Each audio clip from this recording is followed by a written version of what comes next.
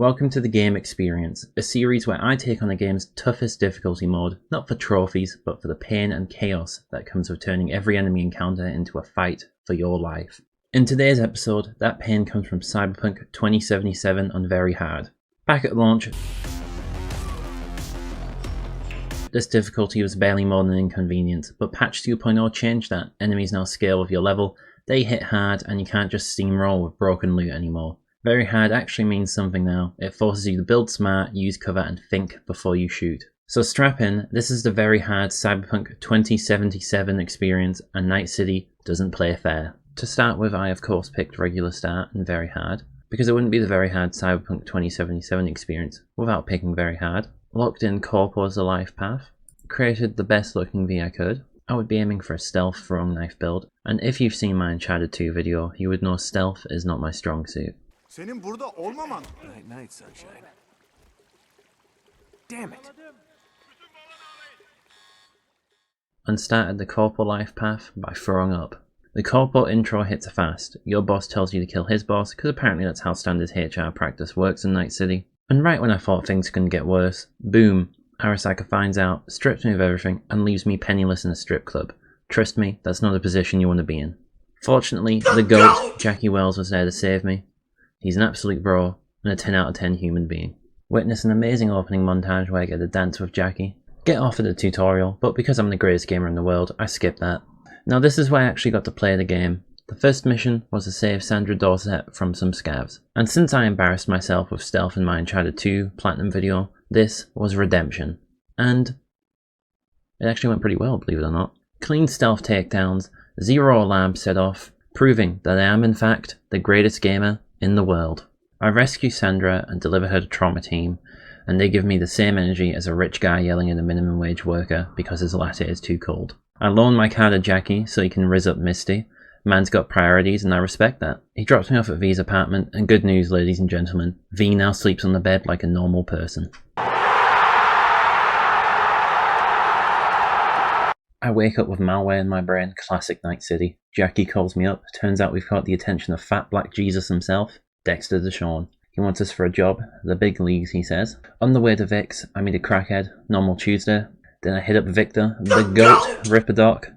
I also get front row seats to Jackie spitting elite tier rizz at Misty.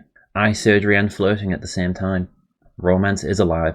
I meet Dexter Deshawn, a man built like a fridge. Feels like meeting a tax auditor. Then it's time for the fun that is the brain dance mission. But at least I get to meet Judy, the best romance option in the game. You can't convince me otherwise. I spend a skill point just to impress Judy. What can I say, I'm a slut for social validation. Watching the actual brain dance is just uncomfortable. Nothing like spying on corpo sex deals to brighten your evening. After that I go to meet Meredith Stout, corporate aggressive, possibly has a choke kink, all business no foreplay. The mission's actually the first challenge of the run, time the fight through Maelstrom. Negotiations go about as well as expected, guns down, everything on fire. Found Breck by accident and decide to free him. Eventually make my way to Royce, king of being bulletproof and quite the annoyance. Because I'm underleveled, this fight takes longer than it should have. Didn't die though because I'm the greatest gamer in the world.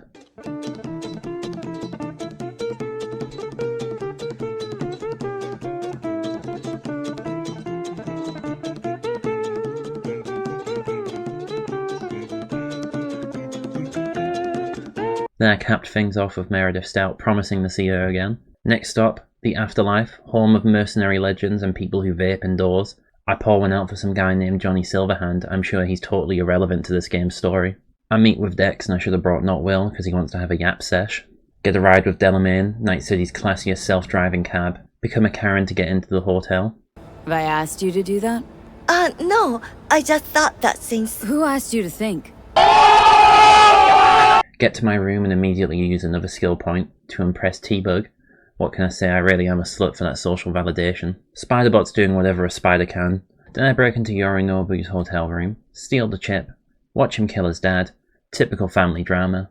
And it's here I meet him. Takamura. The man, the myth, my future Pookie Wookie. Didn't know it yet, but this stoic corpo samurai's about to drag me for every bad decision in Night City, and I'm gonna love it. Anyway, rip T-Bug. Guess spending skill points for her approval was pointless after all. Escape plan, jump off the building. Suicide is badass. Hope I don't get caught by using my elite stealth skills. How did I get caught? Crouching's supposed to make me invisible. Somehow escaped the hotel without dying. Can't say the same for Jackie. He's bleeding out in the cab, and it must be raining inside. It's a terrible day for rain. What do you mean? It's not raining. Yes, it is. Got to Dex and got shot in the head for my efforts. Standard employee appreciation meeting. Look, I love making jokes, but I'm not gonna lie, this is one of Keanu Reeves' best performances. Johnny Silverhand is basically, what if you gave your intrusive thoughts a gun, and they were hot? We raid Arasaka Tower, commit some war crimes in 4K, and Johnny's pistol is disgusting, an absolute cheat code even on Very Hard. Plant the bomb, hack their main for him. Then Smasher shows up, I shoot, I run, I yell cool one-liners, I almost make it out, but nah, Smasher double dips, ambushed, tased, and now Johnny's soul has been uploaded like a dodgy game mod. V wakes up in a rubbish heap, because who hasn't? Get front row seats to watching a fat black Jesus get domed by my Pookie Wookie. Of course, because it's V, and her life can't go well regardless of what's happening. I make it to the GOAT, Victor, who saves me, yet again. The best medicine is sleep, until I wake up and discover now of a talking tumour, who is quite the charmer, let's just say. Stick some iron in your mouth and pull the trigger.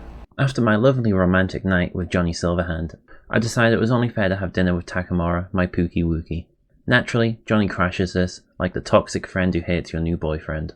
After that awkwardness, I went to see Judy again, because apparently I've developed a parasitic simp complex at this point. Next up is Clouds, spend another point to pass a speech check, because apparently I crave validation from polygons. Have a beautiful chat about horology. Met a nice man also fluent in horology, first time in my life I actually pull off stealth successfully. Negotiated with Woodman to avoid a fight, not because I'm a pacifist, but because I fear death. Followed by a touching heart-to-heart with Johnny Silverhand, where I briefly consider being gay for Keanu Reeves. Then I went to meet Judy at a clinic run by Fingers, who names their doctor Fingers. I responded by using my fingers to punch him in the face for Evelyn, and for his lack of hygiene standards. Went to rescue Evelyn thinking I'd pull off stealth round 2, didn't, got caught like a moron, still deathless though, because I am built different. Had to kill time waiting for Mr. Hands to call, so naturally I went to go pick up the dildo bat. The fact you have to sleep with Meredith to get it had nothing to do with this, I assure you. Paid my respects to Jackie, the GOAT, a truly 10 out of 10 Rizmaster. He will not be forgotten.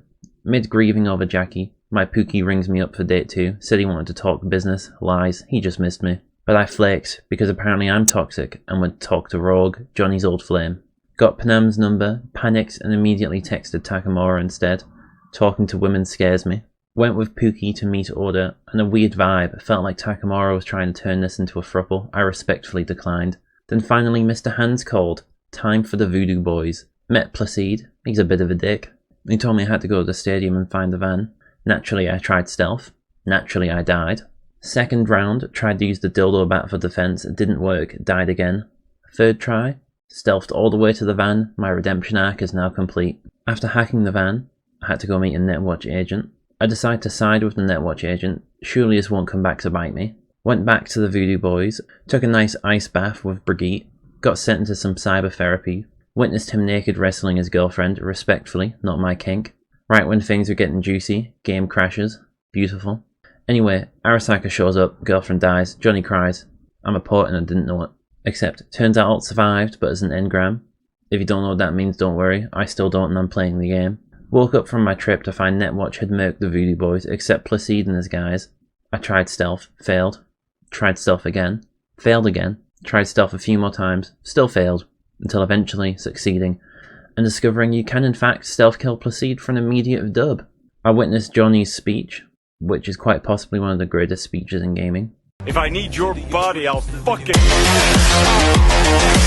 Went to go see my Pookie Takamura again, headed to an Arasaka facility to conduct my ongoing inspection of OSHA violations, very important work.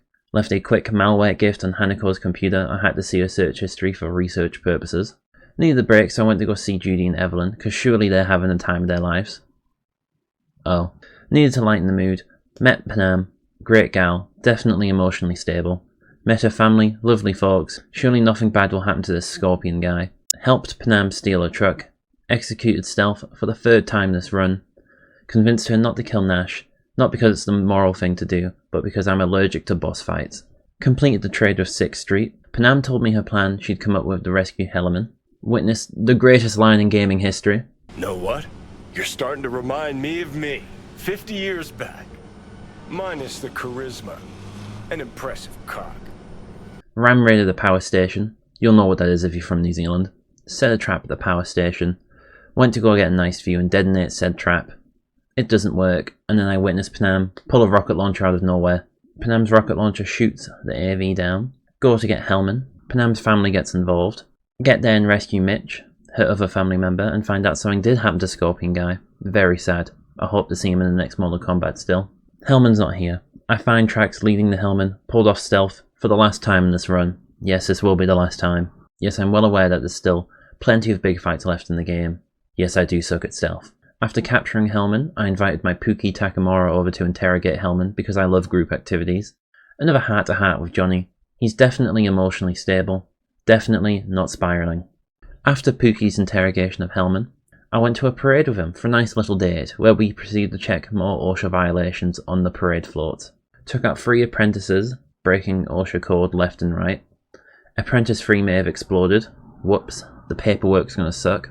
Before I could certify the parade as OSHA compliant, Oda, Takamura's salty ex, showed up. I got murdered repeatedly until I learned I could in fact take him down with a stealth takedown. Takamura hit Hanako with the Sigma male dialogue option. My Pookie then invites me over to his apartment for the first time ever. I guess we're getting serious. I go over, talk to Hanako. Turns out Hanako had a tracker. Guards raided Pookie's flat.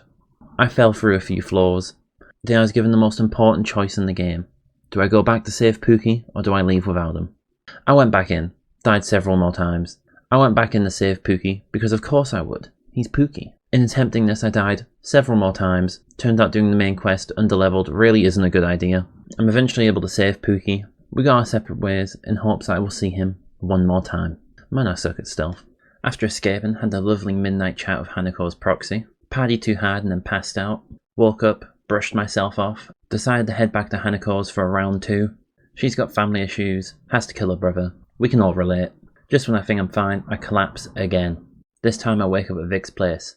You're dying, champ. Johnny's killing you. Isn't exactly the bedside manner you want, but thanks Vic for always being there. Luckily, Misty saves the scene by leading me to a nice balcony for some nighttime brooding.